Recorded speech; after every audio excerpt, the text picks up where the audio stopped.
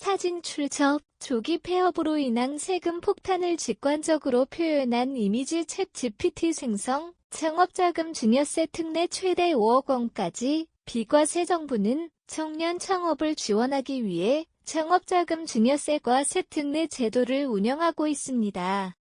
이 제도는 부모가 자녀에게 창업자금을 증여할 때 최대 5억 원까지 비과세 혜택을 제공하며 5억 원을 초과하는 금액에 대해서는 10%의 낮은 세율을 적용받을 수 있습니다.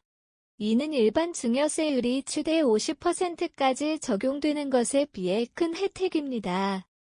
이 특례를 통해 청년들은 초기 창업 자금을 확보하는 데 도움을 받을 수 있습니다.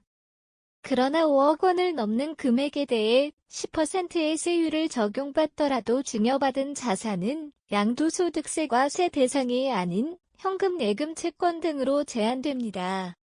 토지나 건물, 주식 등은 특례 대상에서 제외되므로 자산의 종류를 신중히 선택해야 합니다. 창업 후 10년 내 폐업 시 세금 폭탄 가능성. 창업자금 증여세 특례를 받았더라도 창업 후 10년 이내에 사업을 중단하거나 폐업할 경우 면제받은 증여세와 이자가 한꺼번에 추징됩니다. 이는 초기 혜택을 받는 데 따른 리스크로 세금 폭탄이라는 표현이 나올 정도로 큰 부담을 초래할 수 있습니다. 따라서 창업 후 10년 동안 안정적으로 사업을 유지할 계획을 세우는 것이 중요합니다. 또한 증여 후 2년 내에 창업을 완료해야 하며 증여받은 자금은 4년 이내에 전액 창업자금으로 사용해야 한다는 조건도 있습니다. 이 조건을 지키지 않으면 비과세 혜택을 받을 수 없고 일반 증여세가 적용되니 유의해야 합니다. 특정 업종만 혜택. 인기 창업업종은 제외. 모든 창업업종이 증여세 특례의 혜택을 받을 수 있는 것은 아닙니다.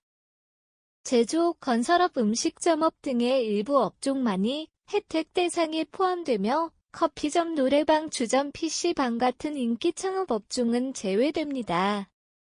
특히 도소매업이나 부동산 임대업 등 수익성이 높다고 평가되는 업종도 특례에서 제외되어 창업을 계획할 때 주의가 필요합니다. 이외에도 변호사, 세무사 등 전문 자격이 필요한 업종도 특례 혜택을 받을 수 없으므로 창업 전에 자신이 계획한 업종이 혜택 대상에 포함되는지 미리 확인하는 것이 좋습니다. 창업자금 증여세 특례는 창업 초기 자금을 마련하는 데 큰 도움이 될 수 있지만 조건을 충족하지 못할 경우 예상치 못한 세금 부담을 안길 수 있습니다. 특히 업종 제한과 창업 후 10년 내 폐업 시 세금 추징 가능성을 염두에 두고 창업 계획을 세우는 것이 필수적입니다. 조건을 충족하며 장기적으로 사업을 운영한다면 안정적인 창업자금 마련의 수단이 될 수 있을 것입니다. 창업자금 증여세 특례는 창업자에게 초기 자금 확보를 위한 중요한 혜택을 제공합니다. 하지만 10년 내 폐업 시 증여세 추징이라는 위험성이 따르므로 창업을 준비하는 청년들은 신중하게 사업 계획을 세워야 합니다.